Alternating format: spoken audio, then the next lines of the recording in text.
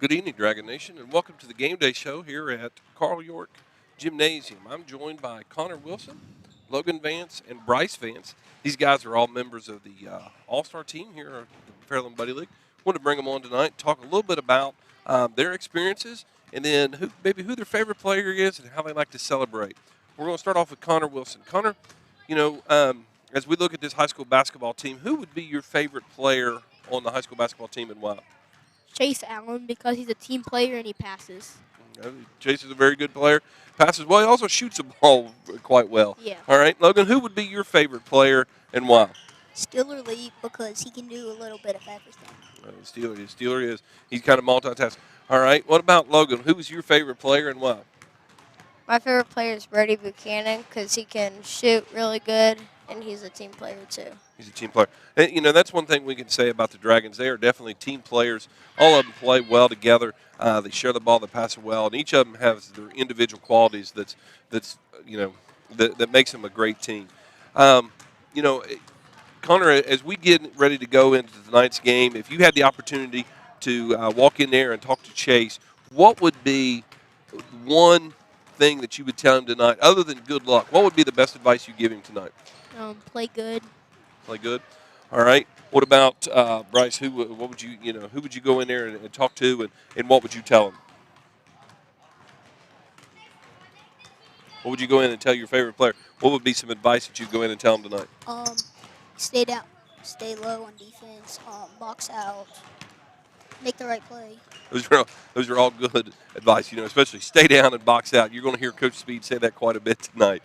All right, Logan, what about what would you go in and tell Steeler?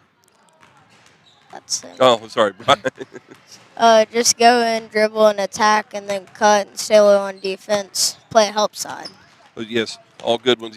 Again, help side defense is huge in games like this to be able to get to the midline and play that help side defense. All right, Bryce, what would be, you're playing on Saturday at an all-star game and you hit that game-winning shot. What are you going to do to celebrate afterwards? Not necessarily, grab a hold of your teammates. After you leave that gymnasium, what is one? Do you go eat somewhere? You get some ice cream? What is one thing that you would do to go celebrate that game-winning shot? Probably go to the fastest place to go get a milkshake.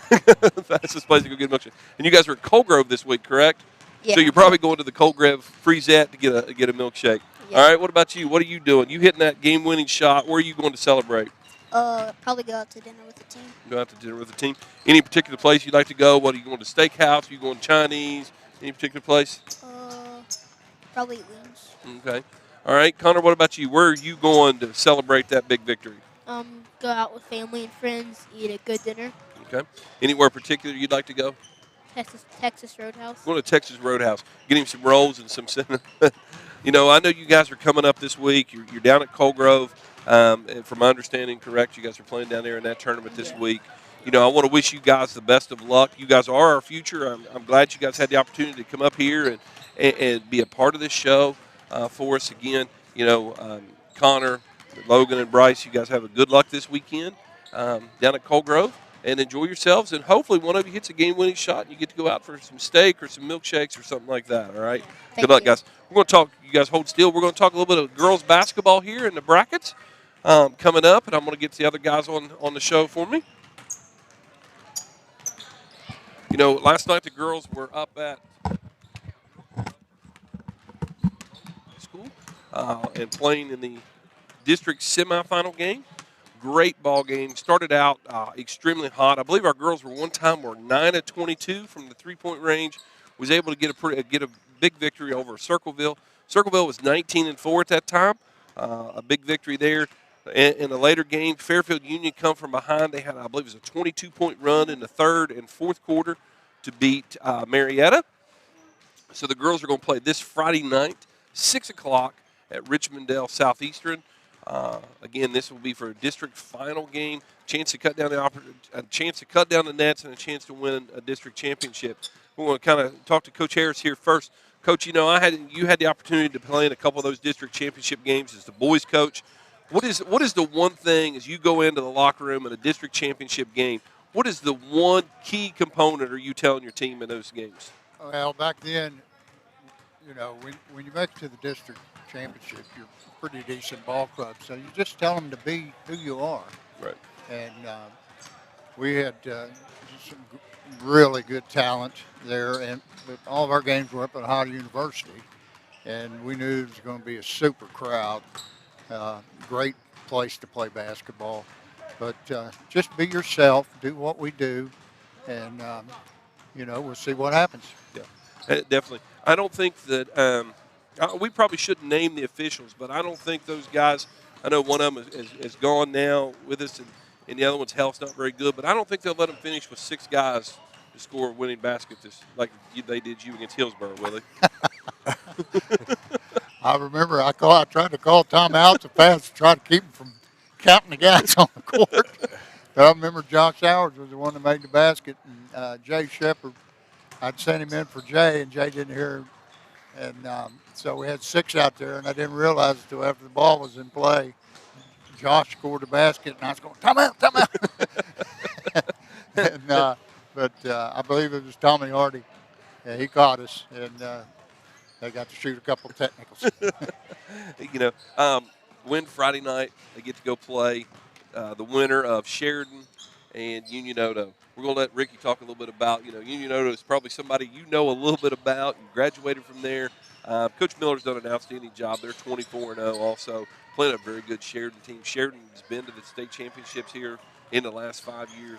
They're a big team, a long team that plays well. So talk a little bit about what Union Odo, and from your experience, from what they're probably going through out there. Yeah, so Coach Miller's been there for, maybe close to as long as Coach Buchanan's been here at Fairland. And I think one of the big things that Jeff's done is he's completely rebuilt the Union Odo girls basketball program from the elementary level up. They've gone and, he's got some girls that are very, very active in the AAU circuit. He's got a couple young girls, the sophomores, that are averaging, 18, 19 a game. And it's just Union Odo's been a girls basketball powerhouse for a long time. Going back to the early 90s, Coach Driggs had Union Odo playing for a state championship. They had a girl by the name of Aubrey Eblin, who Aubrey Eblin made a lot of name for herself. She hit a half quarter against Tennessee in the NCAA women's tournament. That was when I was in school, so early 2000s. It was a big deal. Somebody from Chillicothe going off and playing that way. The SVC, as far as girls basketball goes, it's a very balanced conference. We have some teams that are here in the same bracket as Fairland. We've seen Adina before in the tournament. We've seen Piketon before. But now getting bumped up to D2, there's a chance to play Union Odo, who's sitting there unbeaten. And I think it'd be a great collision course to see, Fairland come in unbeaten, Union Odo come in unbeaten for a district title. That'd be pretty cool to see. Oh, I agree. But the first thing we got to do is we got to take care of business Friday night against Fairfield Union. Fairfield Union has won 10 straight. They're kind of surprised right now. They come in as a 12 seed.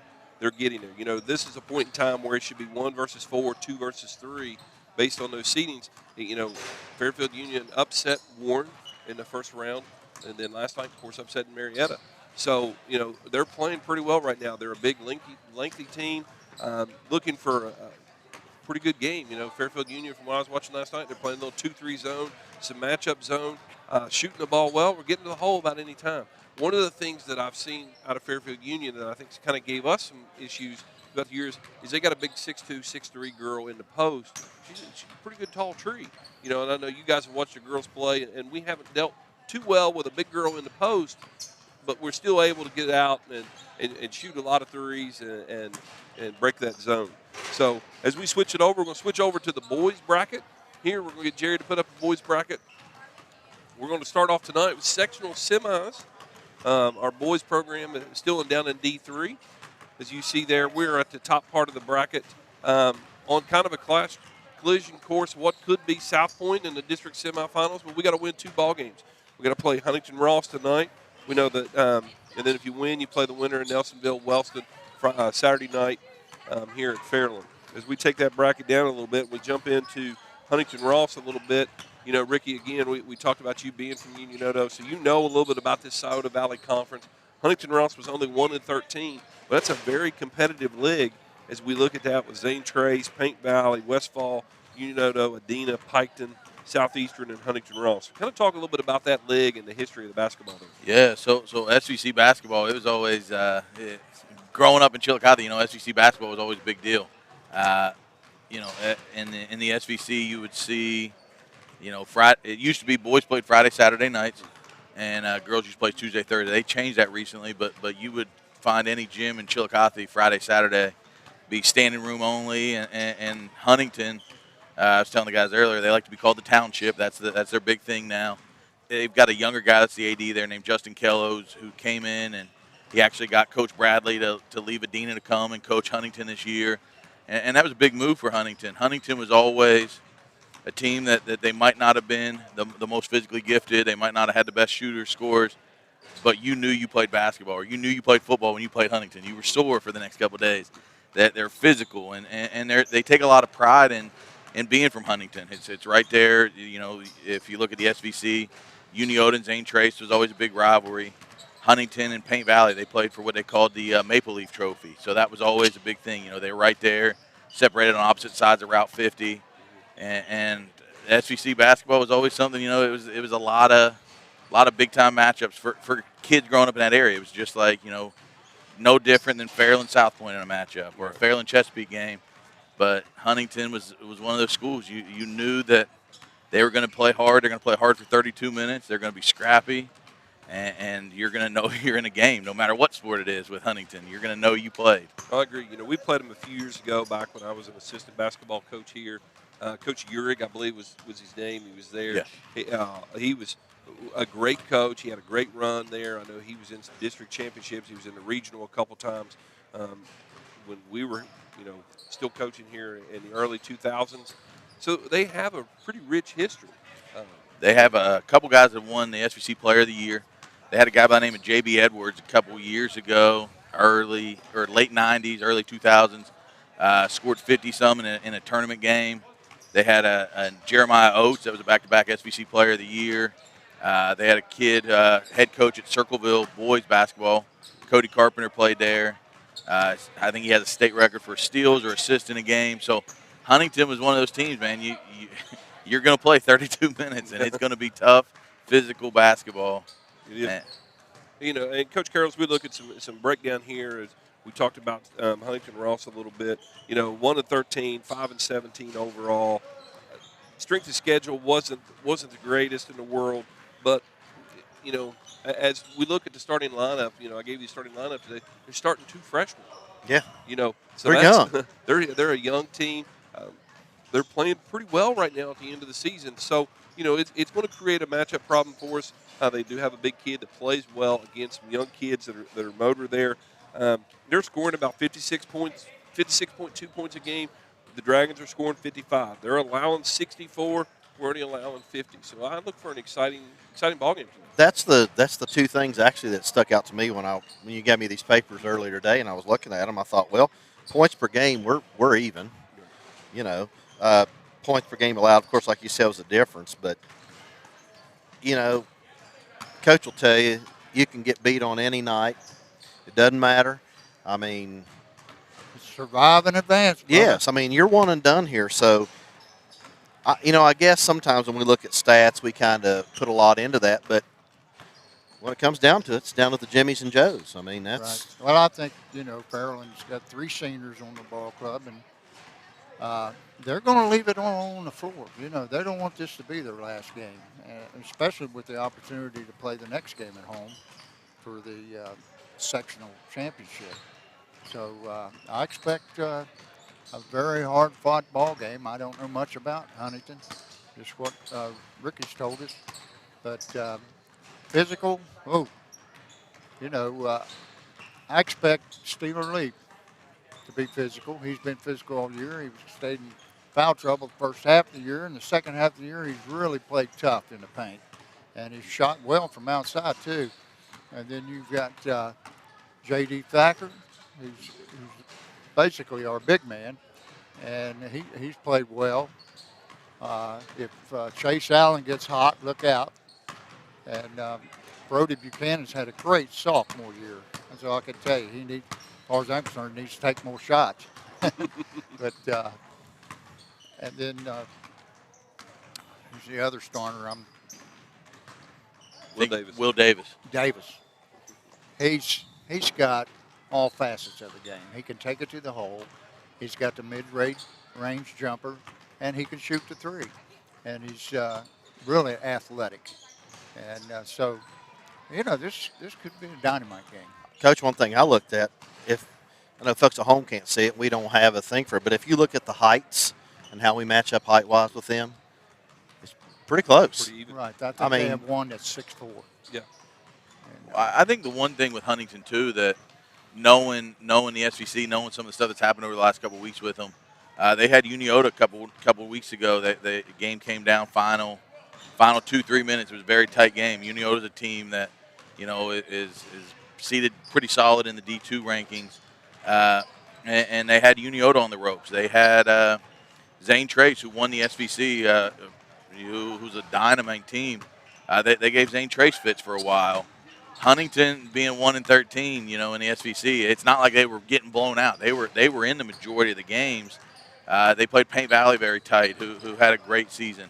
The thing for Huntington that I think as Coach Carroll mentioned earlier, they're young, and now for Coach Bradley, it's getting them to learn how to win down there, or up there, or over there, I guess, wherever they're technically at.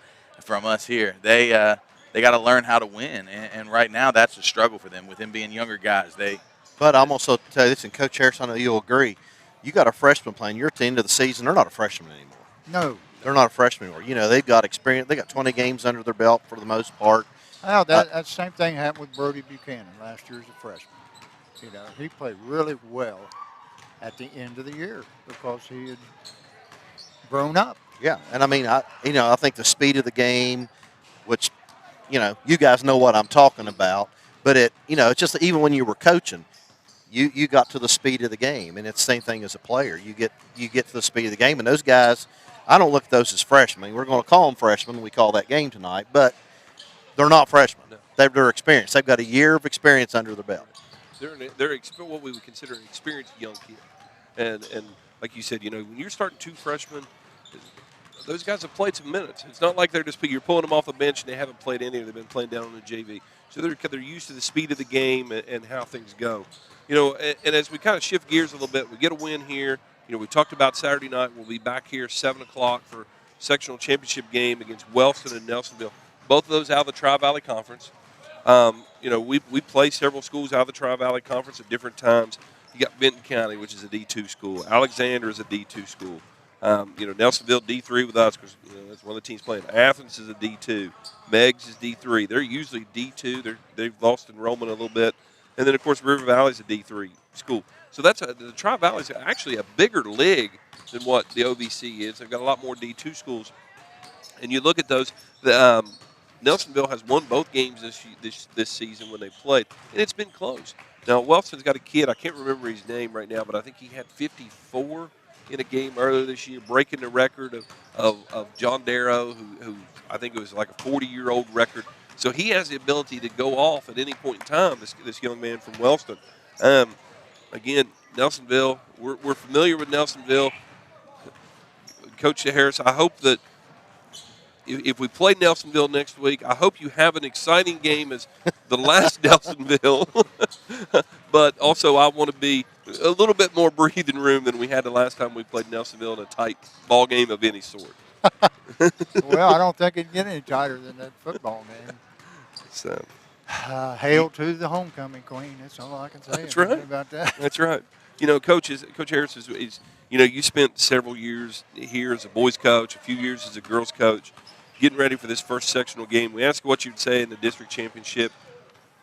What are you talking about tonight in the locker room? And I know you've watched these boys play several times. If you were sitting on the bench tonight in that first chair, what are you telling these boys in the locker room before they come out? Well, first of all, you got to go through your game plan. You got to know what defenses they're going to play and how you're going to react to that. And then second, you've got to go through what you're going to do offensively and defensively. So you're just telling your guys basically to go out there and compete and do the basic fundamentals. Box out, make your free throws, make your layups. We know you're not going to make every three-point shot, but you can do the little things. It's the little things that make you great. Coach Carroll, same thing. I know you coach, maybe not necessarily at the high school varsity level, but you coach several games over the years. And as a high school football coach, what are you telling them in the locker room? Well, it's the same thing. You've got a game plan. You've got to follow that game plan. And we all sit up here. We've coached, and we can sit here and we can scheme and do stuff all day.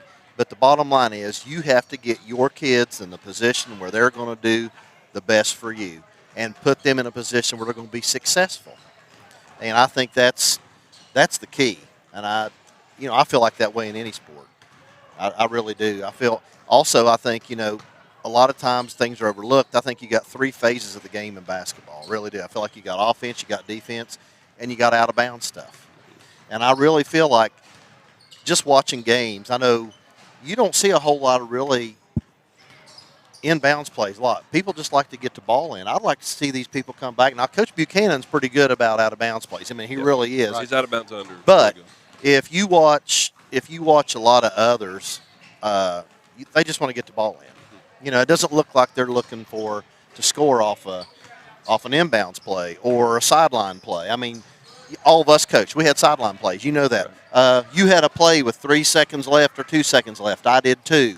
I mean, you know how it is. You just got to prep. And I'm going to tell you what, there's nothing like it when it works. There's nothing like it. 1.7 seconds left. Got to go the whole distance. Yep. And we make that pass, and I remember that Willie Mills was the one that made the shot almost from half court. Almost by but you. He shot a jumper, though, and great arch. And he got a great pass from David Dillon. And he puts it up, and when the buzzer goes off, the ball's like 10 feet from the rim. It hits nothing but net. And you got people from all WSAZ picked it up that night. We had people from Maryland all over. Said, man, that's my high school. And there's nothing like it when it works. But that's why you go over those things and put them in. Well, that's just prep. I mean, you got to prep. Special plays, for special situations. And we were fortunate enough to knock one of those down. Yeah. And I agree. And as the game has evolved or whatever, now it's more of let's just get the ball in and get into an offensive set. You don't have a lot of OB underplays where we're trying to score or sideline, like you said, the old green where we're trying to get the sideline, drop down into the post. And as the game is involved, and all three of you can say, you don't have too many people walking down here on the block and posting up. Nope. Now we got 5 guys outside the 3-point line, and we're shooting. But that just shows you how much the 3-point line has changed the game of basketball because, hey, when I was in school and you were coaching, you're going to pound that ball down into Dean Wilkes or whoever the big hog was you had down in there. That's what it was. Nathan Hughes, Ryan Ramey. I mean, that's what it was going to be. Rule. We were fortunate enough to have have big those guys. But you know who taught me that, don't you? One of the greatest players ever played at Fairland and Morris Harvey, John Eaton. He taught me that offense because we played them one year, and they had a boy 6'8", left-hander, and they had a boy 6'8", right-hander. And he ran that 4-down offense is what we called it. And he showed me how to run it. And I ran it for years and years and years, and it was pound the ball inside. And when you got some kids that can catch it and shoot it, that 3-footer is a lot better than that 25-footer. Well, your percentage is a lot better, but I'll tell you, it's just how the game's changed. Oh, it is. And you look at, like you said, how the game's changed with D'Antoni at Marshall right now, and when his brother was with Houston and Phoenix and everything, they're wanting more threes, and they're talking about those are higher percentage shots. And I think more kids are out in the driveway. I argue with my youngest daughter all the time. She wants to shoot from 19 and 20 feet out here. And I keep telling her, I said, honey, you can't get the ball to the net or to the rim from here. Let's go in and work on something 5 feet, 6 feet, and let's work on it. But, everybody wants to hit that big three and everything. So the game has changed so much. It's just like, you look at football. You look back in the early 80s. If you threw the football 35 times in a season in the High Valley Conference, they were talking about committing you to the middle war. When I was a coach, the first game of the season, we threw more that one game than we did when I was a senior in high school. Yeah. The whole year. Right. And it's one of those things like we look back at Rusty Leap, who was a great quarterback here. Rusty's the only quarterback in school history that we know of that did not throw an interception. Now, I think he only threw about 25 passes on the year, So, That's true. And then we go back, 2 years after that, Coach Harris takes over, and I think we throw 31 passes in the first half. Well, You know, this guy changed football around the tri-state. For you all that don't Right. know that, I mean, he did. Yeah. You changed it. You know it. I've told you that before, but you Well- changed the way everybody went away from the wing tee and When Dave Lucas and Phil Davis, we were going to a district meeting after the season, and that's exactly what they told me. They said, Coach, you've changed the way the game's going to be played in the OVC.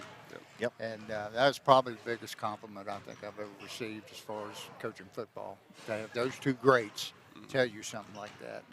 And I think as we roll over into basketball, let's talk about Steve Pay. You know, Steve Pay at one time had the 3-point record here, and we thought, man, that'll never be broken. The number of 3-point shots of Steve Pay. And Steve was a shooter; he could stroke the ball at any point in time. And then, 2-3 years ago, we got Clayton Thomas, we got Luke Thomas, and they break that record by 100 and some shots. I mean, it's just crazy how the game has evolved over the years. Ricky, again, we kind of go back to you and with the knowledge of everything up there in the Chillicothe area, and we appreciate you coming on and talking to us a little bit about, Huntington Ross, the township. You were kind of telling us it's the township. So you were talking about the coaches from Medina. So he's got some history against Fairland. Fairland played him, 3 years ago at Ironton in the district finals? Yeah. And Coach Bradley had great teams at Adena. He had, 3 or 4 guys that they were rolling out who a couple of them were playing football, one's at AB, and they had a couple guys that, were SVC Player of the Year candidates. And for him to leave Adena to come to Huntington, a lot of people are like, well, what's going on here? And I think a lot of that goes to, the vision that Coach or AD Kello has over there of trying to make the township legit. You walk into the gym, and right behind the baseline, they have Hail to the Victors, like Michigan. And Huntington has a little overlook in the gym that looks down into the court where they're set up. And they've really tried to brand themselves differently. And for them to go and get, excuse me, Coach Bradley, I mean, that was a big move for them. And like you said, now you got freshmen playing varsity basketball for them. And they're trying to build Huntington basketball back to the level it was for a while, where they were playing for the SVC championships. They were playing for sectional titles. They were playing for district championships. Huntington was one of those programs that kids are very loyal to the township. It means something to play for the township. And I wouldn't be surprised if they turn out a pretty decent crowd down here tonight. Yeah. I think we were right at 200 tickets when I looked at it at 4 o'clock. I was getting the ticket scan set up for my daughter, who's out the front gate helping Becky tonight. We were right at 200 tickets, and I know that we usually sell about 50 more tickets right beforehand. So we're going to have a pretty good crowd in here. So I'm assuming this Isaac Kello is probably his son or some relation? No, probably a relation. Justin's a little bit younger than I am, so he's probably late 20s, early 30s. I think he's second, third year as the AD. He's basically turned over all of their athletic programs in terms of the coaches. And I think as an AD, when you come in and you're trying to make your footprint on a program, when you're hiring the basketball coach, you're hiring the football coach, hiring the girls basketball coach. They got Kyle Urick coaching girls basketball over there, who had a good run at Southeastern. But Kyle Urick's another guy. He was from Huntington. They come back to the township. Right. And I think that's a big thing. There's a lot of pride for people from Huntington to be back in the township. So Justin's done a great job as the AD. Just hired a new football coach that they made the playoffs for the first time in football. And I'm wondering how much of that's going to carry over to the basketball program. How many of these kids played in their first football playoff game, and now they're coming in and playing a team in Fairland who, sectional championships are kind of expected here. Right. District championships. Hey, we expect to be playing for a district championship. And that's one of the things, like you said, when I took over 9 years ago, I was very fortunate. I inherited a great girls basketball coach in Coach Buchanan, who was already here. Coach Speed, a great boys basketball coach who was already here. And then Coach Wentz, what he's done with cross country and stuff. But there was an overhaul in the rest of our programs. We had to go out. We got Michael Hill, who Fairland alum, who's come back, who's done outstanding things with the baseball program. Michael had a great career at Cincinnati. at the University of Cincinnati. Went to East Carolina first, and University of Cincinnati. We brought Nikki Hayes in. She's got some Fairland ties. She's not a Fairland alum, but her husband's a Fairland alum. So we brought in people like that. We brought in Mary Haynes. Again, her husband's got some Fairland ties. And those programs have been successful. We brought Melvin Cunningham in. Melvin was not necessarily a Fairland person, didn't have any ties, but he'd been to Huntington. So he knew Fairland and kind of knew the tradition. So that is one thing when you take over as the athletic director, it's time to make a brand for yourself. And what we've been able to do here in those 9 years is just amazing. When I look up there, I applied for a spot on the Southeast District Board and was one of the, people that applied for that. And then I wasn't leaving the school or anything like that. It was just going to be part of the Southeast District Athletic Board. And one of the things that I was able to put in there, we had 10 regional appearances in those 9 years. You look at some schools that don't even have a regional appearance in 50 years, and we've had 10, whether it's baseball, it's basketball, girls basketball, football, over the last 9 years. That says a lot for my coaches. It's not me. It's just my coaches. I kind of stand behind them a little bit and ask a lot of questions and maybe try to lead them in a certain direction. But listen, it's all my coaches. They do an outstanding job. It has nothing to do with me.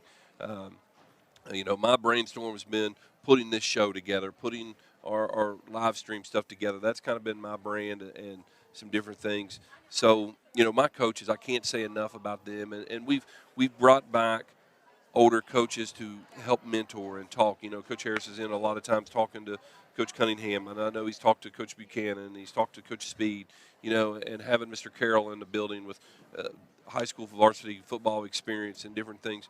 We've been able to surround ourselves here with some great people. We've been able to put some things in place that have just blown up and tuck off in a great way. And our community has really got behind our kids. We're up at the girls' basketball last night. Coach, I know you were up there. We definitely had the biggest crowd. I mean, we got 3/4 of that home side clear full. I don't know how much you stayed around. So we stayed around for Fairfield Union, 17 minutes down the road. They had about 45 fans there. It was crazy to me.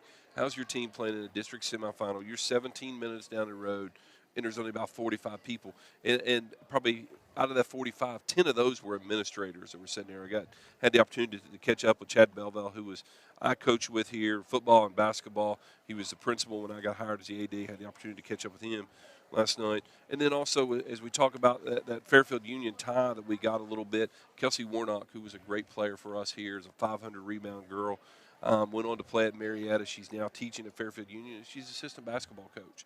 So, we've had a lot of success with a lot of kids. We've been very fortunate to have some great athletes, and we're continuing to build.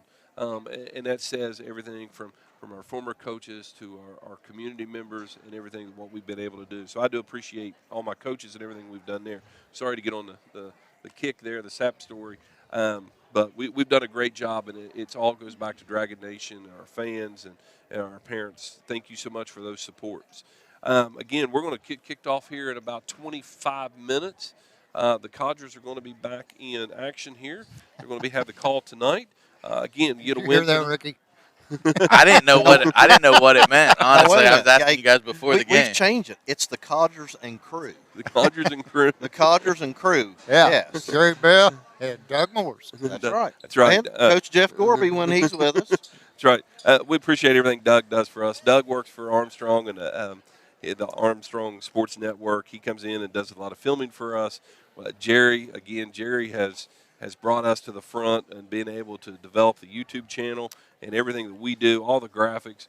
I sit down and do a lot of work with those graphics, but Jerry is the one who teaches me every day. I think I was down in his office today about 14 times and said, hey, Jerry, listen, I got to this point. I'm in trouble. Now get me out of it and show me what I need to do. So, we appreciate everything Jerry does. My brother-in-law helps from time to time. He's kind of an IT guy. Appreciate everything Josh does.